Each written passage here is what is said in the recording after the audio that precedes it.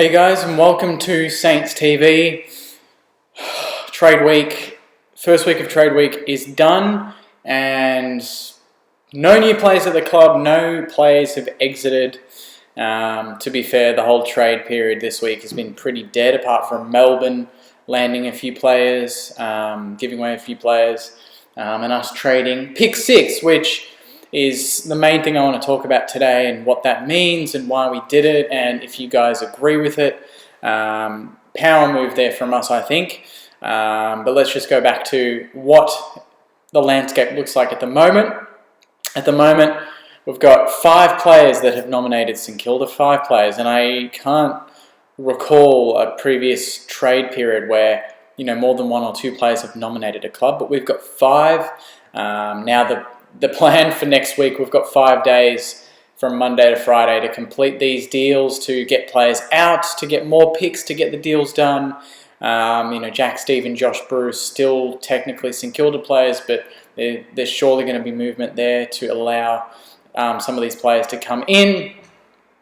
And then obviously, players like Blake Acres, Jack Nunes, Dan McKenzie, there's a few rumours floating around about them and whether they'll be used in some of these picks, but that remains to be seen.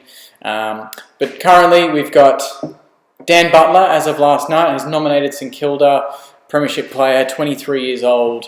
Didn't get a lot of a look in last season, or this season I should say. But his form in the VFL was great, and obviously 2017 played in the grand final, played a pivotal role in that game, in that season, and one of those many Richmond players that may not be the absolute star, but he runs, he tackles, he chases. He's only 23, and I think he's got a lot of value there. And Richmond have said that they are willing to get rid of him fairly cheap because they want him to have a good career. And if he stays at Richmond next season, he's not going to get much of a look in with the number of young players from that VFL Premiership team that can break into this first team, and the first team already is hard enough to get into as it is. So I think it makes sense for Richmond to be kind to us and just let him go. I think we're going to offer something pretty minimal for Richmond. They don't really need picks. They're good as it is, so I think they're just going to let him go for whatever, pick 50 odd, pick 60 odd, something like that. And he should be one of the lower priorities next week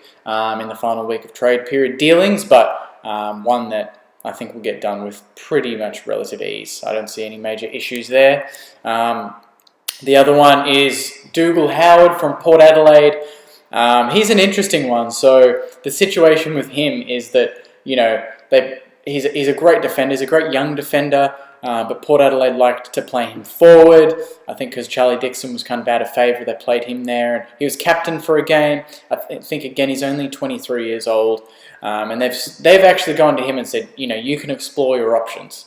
But now they've kind of done a bit of a 180 and told us that he's worth a first-round pick, and I didn't expect that. When a club says you can go and look, and we don't really see your future here at Port Adelaide, and then suddenly they're like, no, we're going to play hardball and make sure that we get something in return for him because he's 23 years, he's under contract, but you don't want to play him. It makes no sense what Port Adelaide are doing.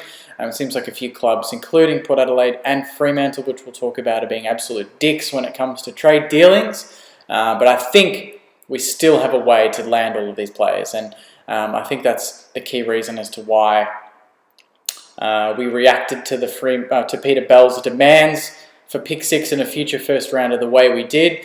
And as you guys know, we went to GWS. We said, hey, here's pick 6 and pick 59, and they gave us 12 and 18 back. So 2 first rounders back, which we clearly won that trade. They've got pick 6, but obviously we've got the 2, 12 and 18. Some people were a bit bemused as to why we did that.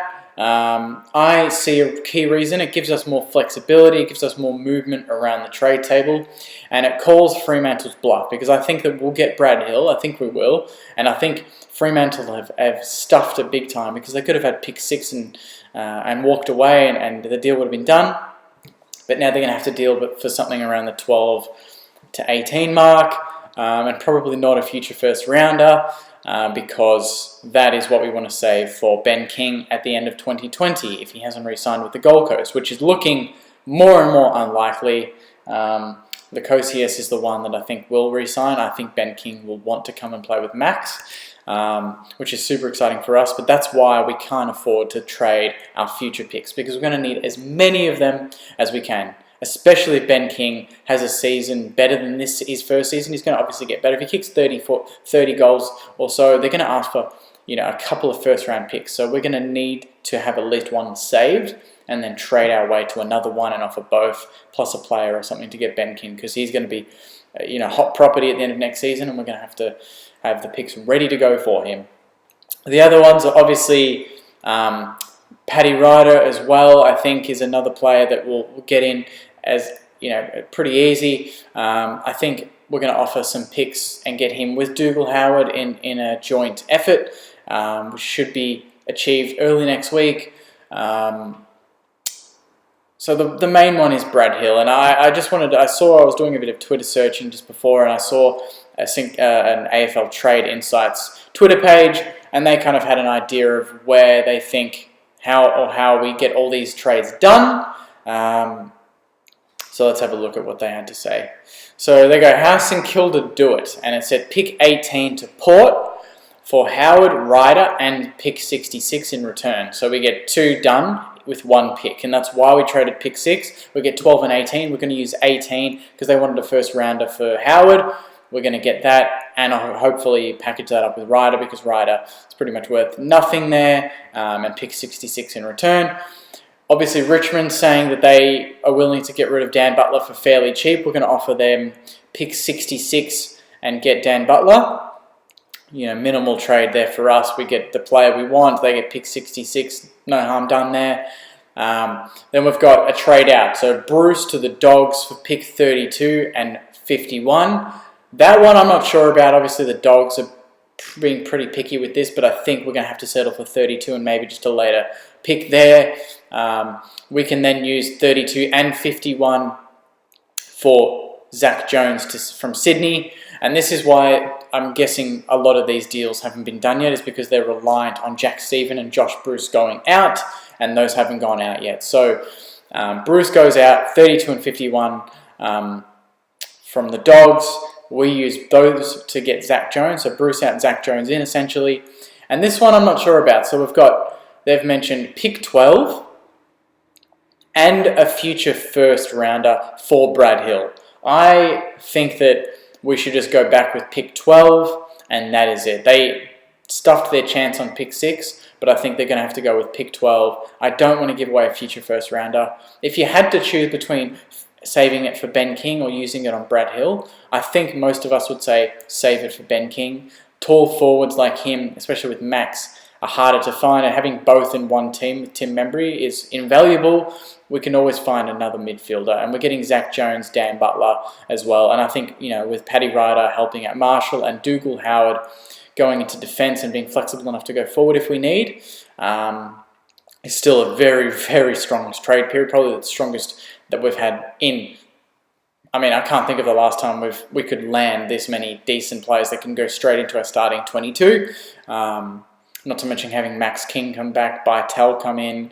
There's a lot of excitement around the club if we land all those players. Even if we miss out on Brad Hill, he'd just have to stay at Fremantle. But usually, and this is why I think we can just offer pick 12 and get it done and call their bluff, is usually when players nominate teams and they want to leave, the clubs just let them. It'll just happen somehow.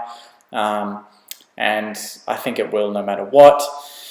And then the last one is Jack Stephen and pick 79 to Geelong for 36. Now, I know Geelong are pretty reluctant on giving away anything that high for Jack Stephen, but I think if we throw in another pick, we might be able to land that. And then we go into the draft with 36, 76, and 82. They haven't mentioned what happens with Blake Acres. I think the chance, and I think we've already done this, but Fremantle have pushed back, but 12 and Blake Acres instead of a future first rounder could be handy. Why? Maybe we could do 12 Acres and Nunes, or Acres and McKenzie, 2 players and a first rounder for Brad Hill. I think that is way over, and I think Fremantle are being very unreasonable in that case too. And they should just take the damn 12, but I think because of the whole missing out on Tim Kelly and and the amount of picks that Tim Kelly cost, which I think was way over in the end anyway from West Coast. They're going to play hardball, and we're just going to have to deal with it. If we want Brad Hill, I think we're just going to have to pay overs and get it done. But I really don't want to go with future first round. That needs to be safe for Ben King. And then Jack Stephen out, 79, and we get 36 back. And we've got 3 picks there to go into the draft. One is, pick 36, which you can get a decent player for, 76.82. You might get lucky and get a good player, but overall, that is how they think it gets done. I'm interested in what you guys think. Do you think that we land all these players next week, or are you nervous that we might miss out on a few? I think generally when players nominate the club they want to play for, they get done. And I think all of them there look very likely. And, even if Brad Hill doesn't, even if Fremantle don't accept that pick 12 for Brad Hill, then we can use 12 and operate it in a different way. We can get another player. We can maybe use it already for Ben King. Maybe we could fast track that effort to get Ben King into the club. But, trading future first round and a pick 12 now for Ben King could be decent. I don't know if the Gold Coast would consider it, but we've got avenues to get other players if we miss out on Brad Hill. So that's kind of where we're at with week 1. No trades in, 5 nominations, and a lot of work to be done. But I loved that, immediately after Peter Bell was being an absolute dick, which apparently he's renowned for in the trade, or Fremantle are renowned for in the trade period of being very difficult. They did it with Lachie Neale. They said they weren't going in for Jesse Hogan, and then both those deals happened. Neale left, and Jesse Hogan came into the club for Fremantle. So you never know what's going to happen with these sort of dealings. We've come out and said we're not looking at Ben King. I've heard other rumours that we're still going to try and make it happen if Brad Hill doesn't work. So there's a lot of news that's going to be breaking early next week. So stay tuned on Saints TV. We will break it as soon as we hear it, sometimes before other people hear it. So keep an eye out for those sort of posts. But let me know what you guys think. Are you happy with how we've progressed so far? We've pretty much just traded pick 6. We've got 12 and 18, but I think that gives us more leeway, more leverage moving into the second week. Jack Stephen probably could have been a cat already, but Geelong have played it in a difficult way.